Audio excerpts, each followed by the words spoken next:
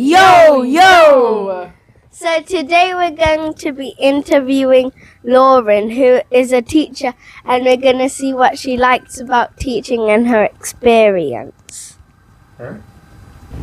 So my first question is, does the pupils you teach still say 6, 7, even though it's 2026? They do. They're so annoying. I've tried to put a system in my class where if they say 6, 7, they get like a punishment. They lose some stamps, they lose some points. But sometimes when I'm teaching and my back is turned to the class, I see them going like this to each other. So it's a work in progress. My next question is, what's your fave subject? My favourite subject for me, or my favourite subject to teach? For you. My favourite subject is history. I think history is a really cool subject because it's just like stories. You just have to remember the story. It's just a really cool story. There's a beginning, there's an end. You know, I don't have to learn anything new because it's all already happened. And if I forget what happened, it's on Google and I can find out again. My third question is, do you recommend becoming a teacher, and do you like being a teacher? Yes, I recommend becoming a teacher, and yes, I like being a teacher. I think that when you're an adult and you have a job that isn't being a teacher, you don't get school holidays. And I don't think that that's very fair. I don't want to live a life without 6 weeks off in the summer. That would be awful. But I also think that working with children is really fun because it doesn't actually feel like I'm working. It just feels like I laugh all day long and then they just go home. It's great fun. My fourth question is, what is the funniest excuse a kid has told you for not giving their homework to you? One boy told me that his younger brother used his homework as toilet paper. Huh? Yep. And then said, call my mum. I swear, ask her. Obviously, when I called his mum, not only did the younger brother not use the homework as toilet paper, he doesn't even have a younger brother. So, double whammy light right there.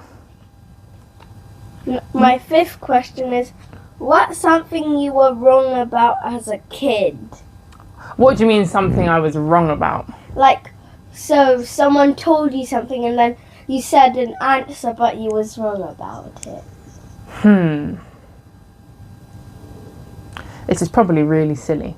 I used to try and give answers that were really outside of the box. I like to make the teachers try and think. And now that I'm a teacher, I would hate to have a child in my class that was like me when I was a kid. I was so annoying.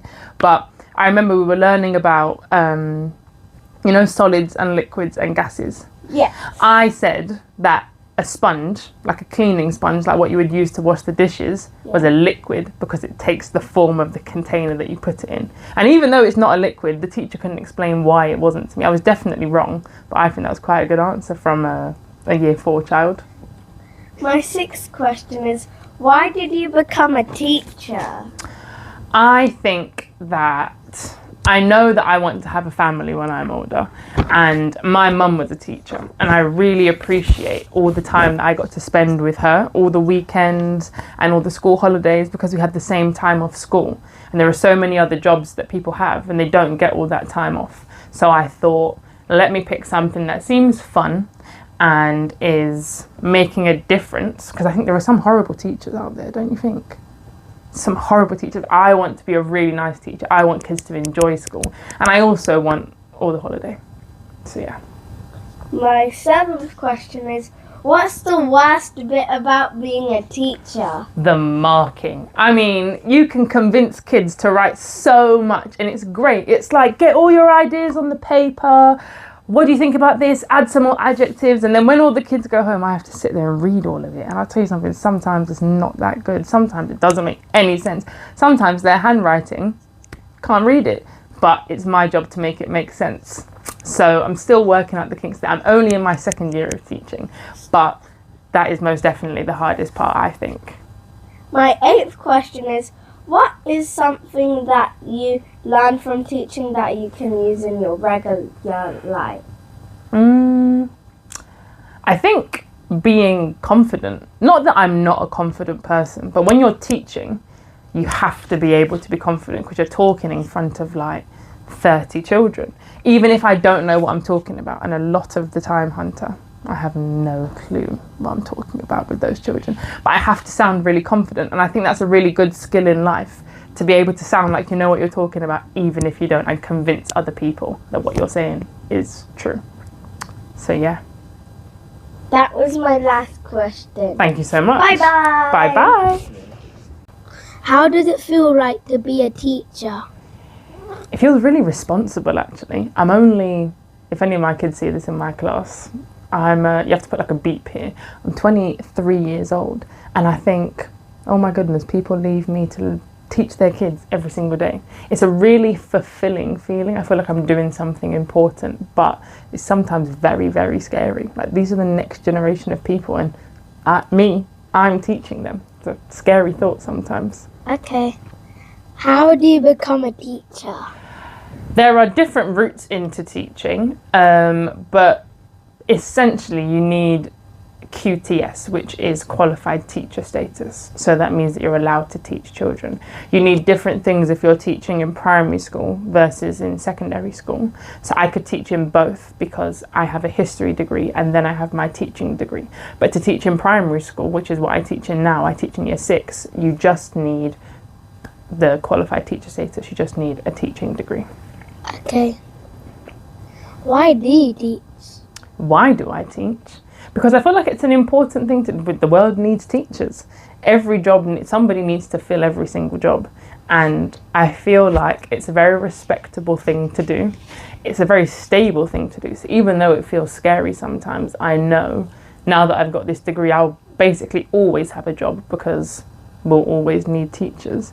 And I think it's fun. I really enjoy doing it. Okay. How do you take care of rude kids? I don't like rude kids, and I tell rude kids that I don't like rude kids. And I think, you know what I think is really important? If I was giving somebody advice if they were going into teaching when it comes to behaviour, because even though I've only been teaching 2 years, I feel like that's one of the things that I'm the strongest at, behaviour management and dealing with rude kids. I try to be the fun teacher. So at the end of every week, the best table that has been the best behaved in my class get to choose from a big bowl of sweets. And in comparison to the other 2 classes in year 6 in my school, I would say my class have the most fun when we line up at the end of break time. Instead of us just going inside and being boring like everybody else, I'll say 3, 2, 1, go, and we'll have a race to the end of the playground. And I think that if you're a teacher that shows children, if you do the right thing and you behave, then we'll have fun, they're more likely to behave. And so when they don't, everybody gets punished. Everybody gets punished. Now we're not having fun. Now there's no music. At the end of the day, my job is to come into school and teach you, and your job is to learn. And if you can't meet my expectations and my standards, then I'll just do exactly what my job asked me to do. I won't try and be anything better than that. Do you like being a teacher? I do like being a teacher, yes. I think it is, like I said, a really fun job. The worst part, I think, about teaching is the part where the kids aren't in school. You know when you have an inset day and you get to be off school? Teachers have to be in school. Nobody told me that. I have to sit there with all these boring adults and sit there and listen to all this boring stuff in all these boring meetings. And really and truly, all I do is draw on a piece of paper and doodle until the day is over. Every single day, in the morning and after school. As soon as the kids are gone, or when the kids haven't come into school yet, I think they're the worst parts of the day. As soon as the kids are in, it's so much fun. They've got so many stories, they've got such great imaginations and so many things to tell you. Way better than working with adults, I think. Okay. What's something you wish...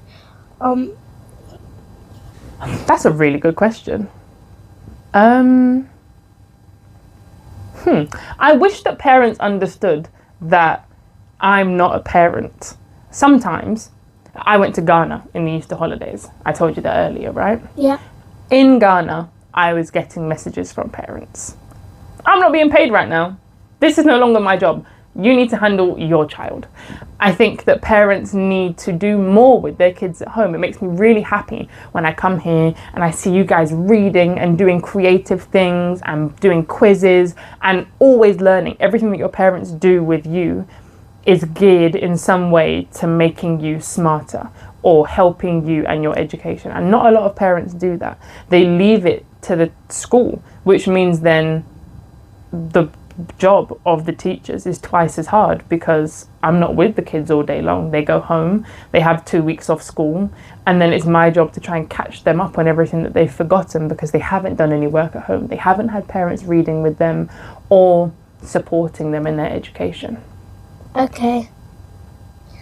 What's the funniest answer a kid gave you?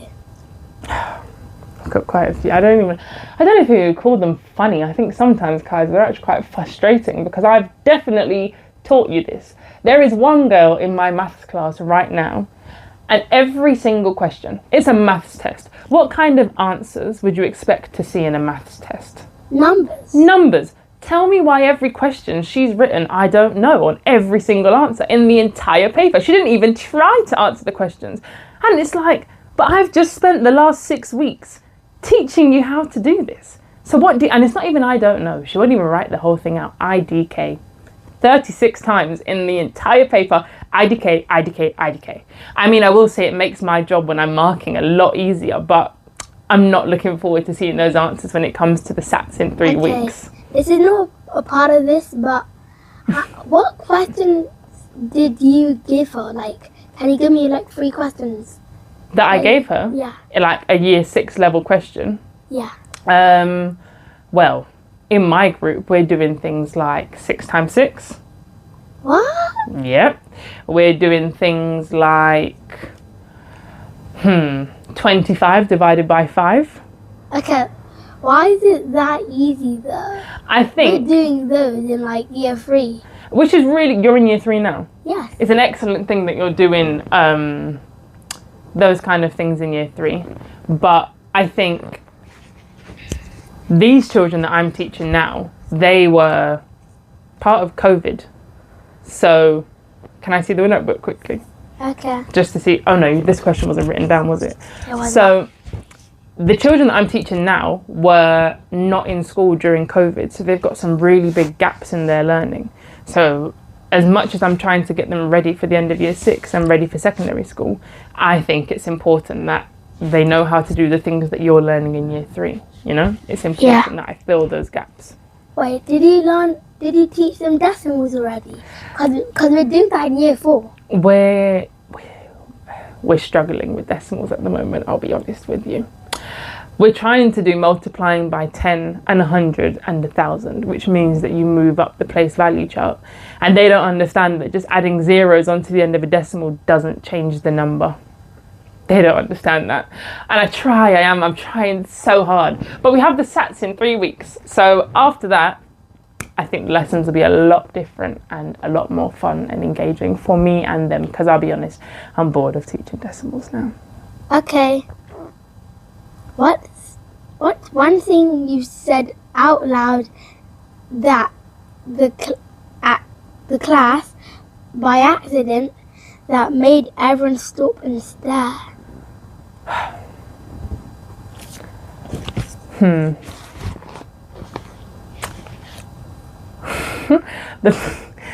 first time that I shouted in my, because I don't think teachers should shout. I don't think teachers need to shout unless you need everybody's attention or there's something dangerous potentially happening, right? And I need to make everybody stop and stare. And there was one little girl in my class last year. And you know, I think the biggest issue I had with her was she was exactly like me. I understood her so much, but that's not how you can behave. As I said earlier, I would hate to have a child like me in my class. And last year, she even had the same name as me. Her name was Lauren as well. I know. Yep, I know. Same first name, same middle name, same everything. Same birthday. It was so creepy. And she was exactly like me. And well, apart from the rudeness, obviously. But one day, she decided that she was absolutely fuming about who knows what. and started flinging chairs all over the class. And like I said, I tried to be the fun teacher. So I hadn't shouted at my class all year. This is maybe the last month of school. And she started flinging chairs around in my classroom. So I shouted, I said, absolutely not, put the chair down now. And instead of making her stop, me shouting actually scared everybody else, and about 4 other kids in the class started crying. I then nearly cried because I felt so bad because I had shouted, and she was still throwing chairs, really. So I'd say it made everybody stop and stare apart from her, which was the effect I was trying to have. But we've moved past that now. I'm in my 2nd year of teaching. I feel like those things won't happen to me again. Fingers crossed. So it like backfired. Most definitely backfired. There was a girl in my class that was afraid of loud noises. She had been in a park and somebody started lighting fireworks, and the loud noises really scared her. So I happened to unfortunately be stood right next to her seat when I decided to shout for the first time at the whole class, which then meant that she burst into tears, and then some other people burst into tears. Definitely backfired on me, but it's okay, like I said. Okay. What's one thing you did as a teacher that no one's ever thanked you for? I think showing up every day. I think it's a really hard thing to do. Some days I just want to call in sick. Some days my friends are at a party in London. Why am I not in the party in London? Some days I'm actually sick. But I know, because I've built such good relationships with the children in my class, if I have another member of staff come into my class and teach them, it won't be as good as it would have been if I was there. The kids will probably get in trouble. And I think showing up every single day that you need to be at work is a really hard thing to do. But because it's what's expected, even though nobody else does it, no one really says thank you for that. Okay. Cool. Alright. Do you get to choose what year you work at? In my school? Yeah. No, they send out, some head teachers will be really nice and they'll send out Google Forms where you get to request a year group. This year they sent one out and it was so long. I just thought, I'm a teacher, I've got way more busy things to do than this. They're asking me what year group I want to work in, why I want to work in that year group, and what I think's working well in the school. But it's a scam, because if I don't think anything's working well in the school, I can't just say nothing, can I? I've got to jazz up my answer. So I didn't fill in the form actually, because I think they're just going to put me wherever they want to put me anyway. But they do ask. Whether they listen or not, it's another question. You'd have to ask somebody higher up in the system, but they do pretend to ask, yes. Okay. Do you get to eat fast food in front of the students? Once upon a time, I was sat in my seat eating a bag of Cheetos, and then the CEO of the company walked in and watched me for 5 minutes, because I didn't hear her walk in, eat my bag of Cheetos while the kids did their morning challenge. And I'm not saying it's my fault, but after that, they sent out an email saying you're not allowed to eat in front of the children. Never mind fast food, not even an apple. You can't eat anything in front of the kids anymore. You're just supposed to starve. I know, scam. So I'm going to go and say no, hard no on eating fast food in front of the kids. Alright. But then why do you eat when you actually have to eat? Well, and this is the biggest part of the scam. I mean, all the things I said earlier about enjoying teaching, I definitely mean, but you've got to be a very selfless person and understand that you're giving a lot. My lunch break is not paid. I get to eat just in and around the school for the 45 unpaid minutes that is lunchtime. But if any issue happens with any of the kids in my class knocking on the door, my door, wanting me to sort out their issues during the lunchtime. So in those instances, you can't tell me off for eating in front of the children because it's my lunch break. But in the actual lessons when I'm teaching, absolutely not. Alright. Not since the Cheetos incident anyway. Right. Do you like to go home early if you can? Every single day. Because I teach in year 6. Well, let me start with the beginning of the day. They say you're supposed to get to school for 8 o'clock. Ask me what time they start paying me from, Andrew.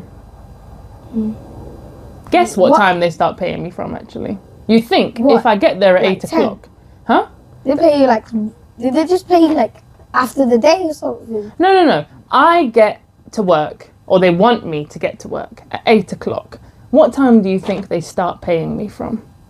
Well, normal person would think 8 o'clock, but you're making me think it's not. Well, lo and behold, it's 8:30. So guess what time I arrive at work? 8:30. Because that's when they're paying me from, exactly. Not scamming me out of my day or my hours or my money. Absolute joke. So I get there at 8:30 on the dot. In fact, literally the week before the Easter holidays, somebody came to me and said, "Oh, Lauren, do you have trouble getting into school? Because we realise that you get here quite late." And I said, "No, I don't. You just pay me at 8:30, so that's when I get here." And I think they thought it was quite rude, but I have to go about my day being honest. We teach the kids that it's good to be honest, so I try to be as honest as I can. At the end of the day, I would do whatever it is that I need to do to be ready for the next day. But I find being in year 6, there's a lot of work to do getting the kids ready for year 6. What year are you in?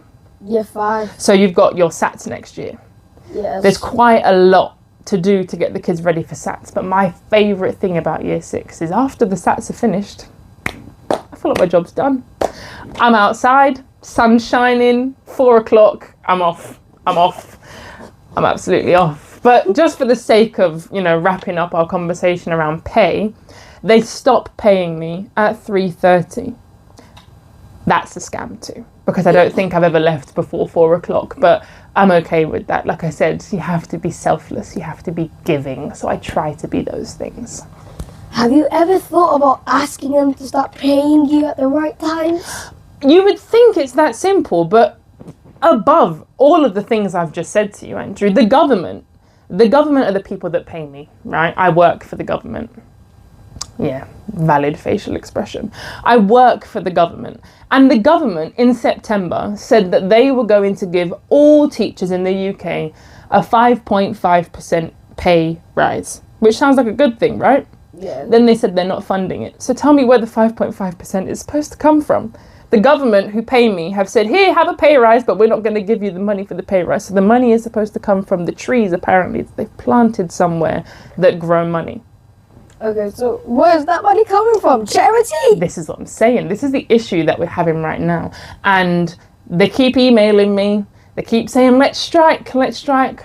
They don't understand that teachers have too many emails, and I haven't read those yet. I'm not very good at reading my emails. But I tell everybody that. Like I said, you just got to be honest about it. So I don't know where the money's coming from. I don't think they'd actually pay me the right hours. But I think the issue there is there are too many teachers that get to work at 8 o'clock, even though they know they only get paid from 8:30.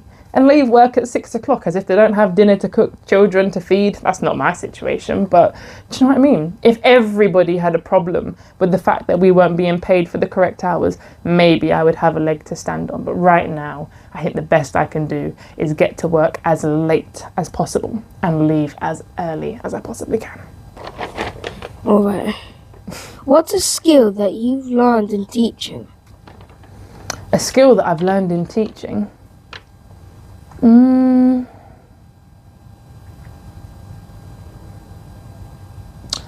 Random. I learned how to make baguettes. From when? You cook for your children or something? Oh, cook for my children, that's definitely not in the contract. Side note, I haven't signed one of those, so if those people stress me out, I'm gone the next day. But no, we had a DT project and we had to do some kind of food tech. So we were studying France at the time, and I was in charge of planning it and had to make baguettes. But as a teacher, more often than not, you've got to practice what you're doing before you do it in front of the kids, which meant I had to go home and practice making baguettes. And I will tell you this now, those were not edible. Those were rock hard. They could have been paperweights, they could have been doorstops, they could not have been eaten. But when I did it with the class, success. Have I made baguettes since? No. Do I tell everybody that I know how to make a baguette from scratch? No. Most definitely yes. What do you mean? I practiced at home and the kids made a successful baguette, which means I made a successful baguette. 5 in fact, because there were 5 groups. Right. Great skill. Has anyone ever asked you to make a baguette for them? Hopefully not. No, they haven't yet, and I hope that doesn't come. Anybody in the YouTube comments that wants to know, I can send them in the direction of the recipe that I followed. No tutorial is available from me though, because there's no guarantee that it will go right the second time. How long have you been teaching? I'm in the middle of my second year, but my first year, here's another scam. My first year was in fact unpaid teaching. I was in fact a teacher for an entire year, training for free. I'm never going to put the free in quotation marks because it was really for free. I went to work every single day for the entire academic year. I made not a penny. So I'm going to include that. I'm going to say I've been teaching for 2.5 to 3 years in the same school, actually. So that's like a big scam. Anybody else would have just left in the first year. You'd think that, but there's no other way to get into teaching. It's a scam you can't get out of. Once you sign up for it, you're in it. In fact, I was paying them to let me train. I was paying them. No way. I paid them. Guess how much I paid them? How much? £9,250 in student debt to learn how to be a teacher. But I will say, student debt is one of the best kinds of debt that you can have because everybody just thinks, oh, she tried really hard. She did something with herself. It's not like she went shopping and spent £9,000 on a new bag and some clothes and some shoes, which I definitely could have done had I not been forced into working every day for free. Do you know what I mean? So pros and cons. I filled my time with something and it's a skill that is paying me now. But yeah, scam nonetheless. Definite scam. Big scam, in fact. Alright. Wouldn't you rather be unemployed without the pay? Do you know what, Andrew? I've considered, like I said, I didn't sign that contract. And well, it's not that I didn't sign it, they didn't send it to me. And no one's really followed up on that. And I'm not going to ask them to. But whenever I do consider leaving the job, because there are many days that I walk out of that building, as much as I said I love teaching earlier, I will say it is a very hard thing to do. Because you're with the same people every single day. They're the only ones that really understand your lifestyle. And I think if I was to be unemployed right now, I don't know what I would do with myself. I think it's a lot harder to be unemployed now than it is to be employed. People are struggling to find jobs. Lots of my friends that went to university, even the ones that did the same history course as me, because I have that teaching degree, I've got a guaranteed job, whereas they don't. Well, what do you do with a history degree? So I think I'm grateful that I have a job, that I can have a job. I think if I was unemployed, how would I fund my lifestyle? How would I go shopping to buy new bags and new shoes without being in awful debt? Do you know what I mean? Alright. Yeah. Have you ever thought of having another job in teaching? Yes, and I don't think I'll be a teacher forever. I think it requires too much of me. And I don't want to give all of that because, like I was asked earlier, there are a lot of things that you do as a teacher that you don't get thanked for.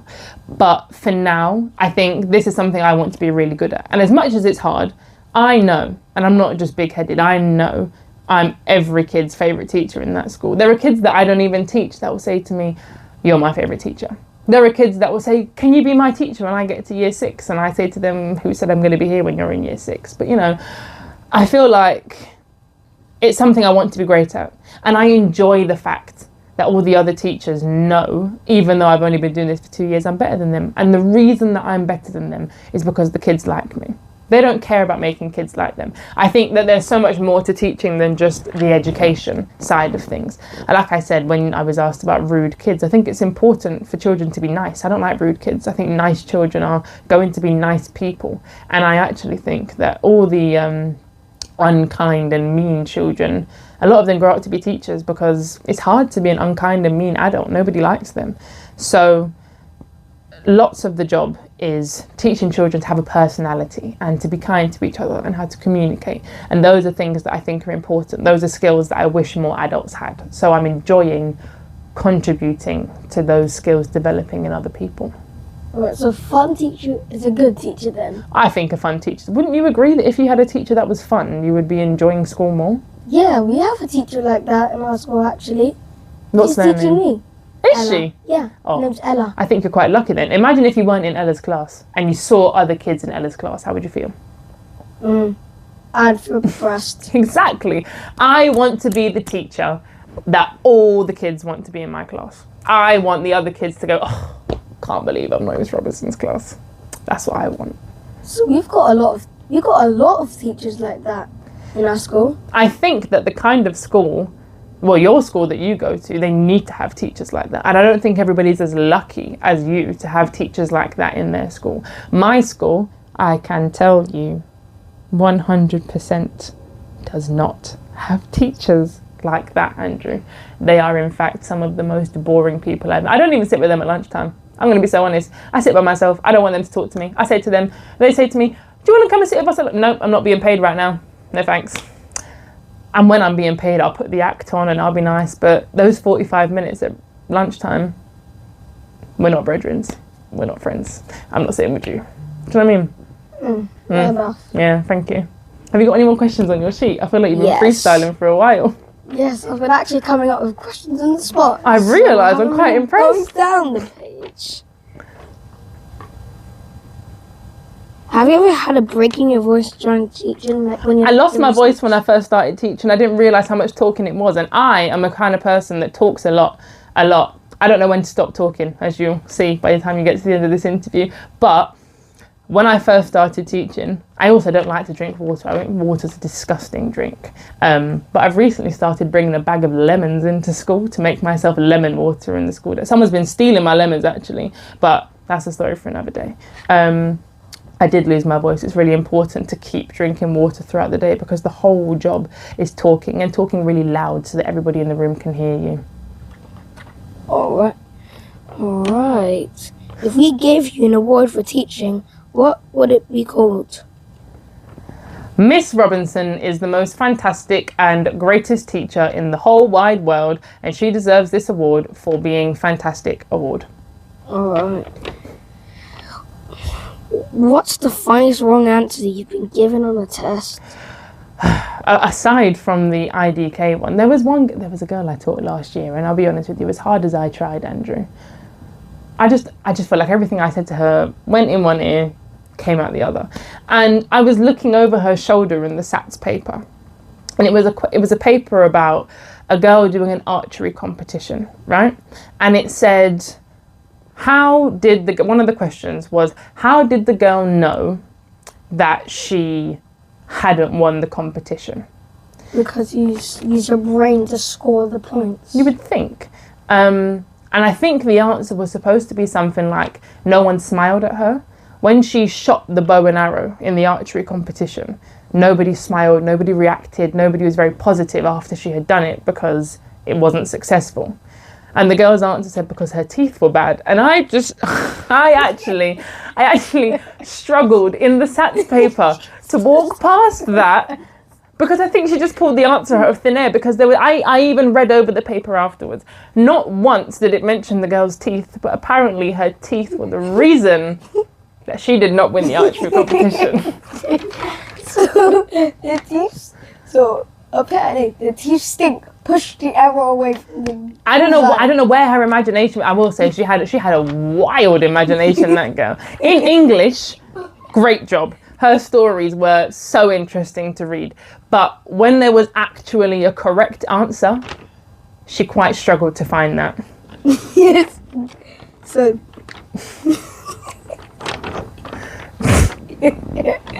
I could probably answer that. I'm in year 5. I know. Can I see what's on your sheet? Next? You should give me a math test after this. I feel like you probably pass it, if I'm being honest with you. I'm good at maths. Thanks for watching. So, I hope you had a good time watching this video and seeing how it might be to be a teacher and seeing our conversation with Lauren. Bye bye. See ya. Bye.